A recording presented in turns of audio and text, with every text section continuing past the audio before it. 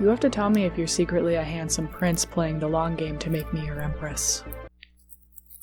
Hello and welcome back, or just welcome if you've maybe not been here before. My name is Tyler, and have you heard the good word? We've got our favorite empress Navier and her golden retriever, golden eagle, golden simp, gracing our eyes once again. The Remarried Empress is back, okay? It's back. If you're an avid reader of The Remarried Empress, then you already know that we were left to wildly anticipate the wedding between the future Empress and Emperor of the Western, currently kingdom, but you know, it's gonna be an empire soon enough. And as season 3 opens up, we are still anticipating that wedding, but we have a lot of other big things that we kind of need to work through first. For example, the previous queen of the Western Kingdom is going through some major jealousy issues, and of course Rashta is up to no good. The overall story has gone through so much to get to the point that it's at now though, so let's revisit some of those pivotal moments, shall we? And yes, I do consider that moment when Heinrich's abs make their grand appearance in the fountain to be a pivotal moment of the series. One of my favorite things about The Remarried Empress is that while the beginning of the story really does put you in this place where you feel a bunch of frustration on behalf of the lovely Navier, the payoff is so sweet. It is the perfect revenge plot where you can just tell everybody's going to get exactly what they deserve and you can just kind of sit back and enjoy the ride. As the title itself makes very clear, this is the story of a remarried empress. Navier ultimately loses her role as empress of the Eastern Empire and wife to the infamous Soviet-shu to Rashta, a runaway slave who miraculously works her way up into high society and is now able to claim the highest title that a woman can claim in the Eastern Empire. Empress. That's the title she now claims. Surprisingly, shockingly, I'm shook still to this day. And listen, I know we all want to send Rashta to another dimension for her crimes against humanity, but I think we should all really just focus on how big of a moron that Soviet-shu has been. This man radiates the energy of, well, if it isn't the consequences of my own actions, in a way that I have never witnessed before. As the story has progressed, watching Soviet-shu reap what he sowed and be like completely dumbfounded by it has been incredible, to say the absolute least. I cannot wait to see just how further he falls, hopefully flat on his face. I can't even begin to get into all the ways that Soviet-shu has wronged Navier, but if you know, you know. And if you don't know, honestly, I kind of don't want to ruin it for you. It's 10 times sweeter getting to experience it all, followed by his downfall firsthand. He was really set up with Navier to be like great partners, reigning over this empire with this adorable backstory of being childhood sweethearts. But he really chose to throw that all away and just become a dumpster fire of a person instead. And then of course we have Rashta, the love rival from hell, who is not off the hook for her actions. She's doing her best to protect both herself and the future child growing within her womb. Did I mention she is with child? Well, she is. She's gonna have a baby. And not for the first time either. Yeah, this woman has already had a child in her previous escapades. When I say that this story is like an onion and full of layers, I really mean it. Anyways, back to Rashta not being off the hook. She could not be more out of pocket. Rashta really said, I hate Navier. The craziest thing about Rashta is even in her inability to understand virtually anything, she does recognize that Navier was a great empress and makes constant failed attempts to be just like her. I'm sure it's gonna go really well for Soviet-shu and Rashta though. No worries. It's not like their wedding was a huge embarrassment to the empire. And it's not like Rashta is making at least 12 questionable decisions a day, or like Soviet-shu is descending into madness. Yeah, nothing like that at all. It's gonna be fine. I can't wait to see what happens to him next. Over in the Western Kingdom, things could not be any more different. Okay, so some things are kind of the same.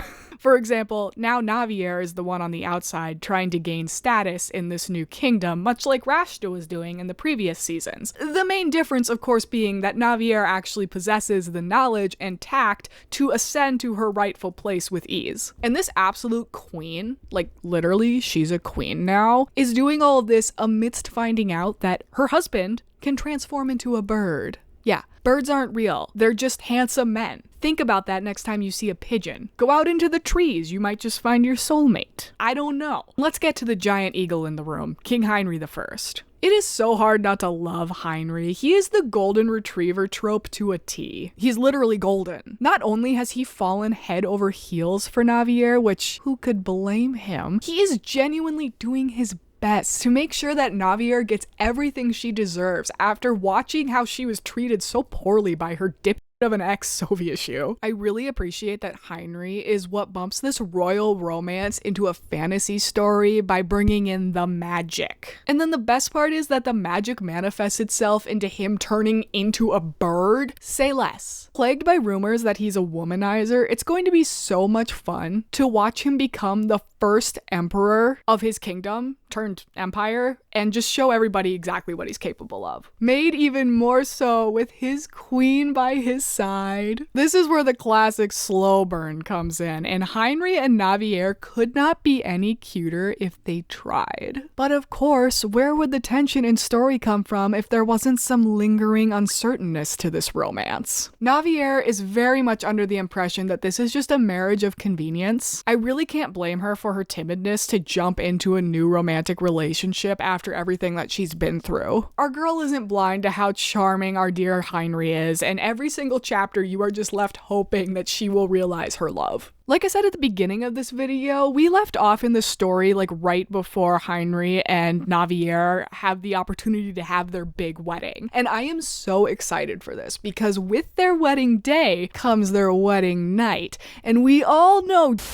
And I'm just gonna leave it there before I misbehave. In the first episode of season 3, we already witnessed Rashta claiming that she would like to return the favor of Heinrich and Navier attending her wedding by attending their wedding so she can, wish them happiness and success, or whatever, Rashta. Okay, I can't wait for these two idiots to have to sit through this wedding. On top of this Rashta revelation, we also are starting to see Sovietshu begin to show that he's losing interest in Rashta, which is so hilarious to me. I can't make this up. It brings me so much joy. Another thing that's revisited is one of Rashta's poor attempts to make Navier look bad in the previous season. Without saying too much, she is confronted with the potential consequences of her actions and takes no time to show just what type of empress she's going to be. A bad one.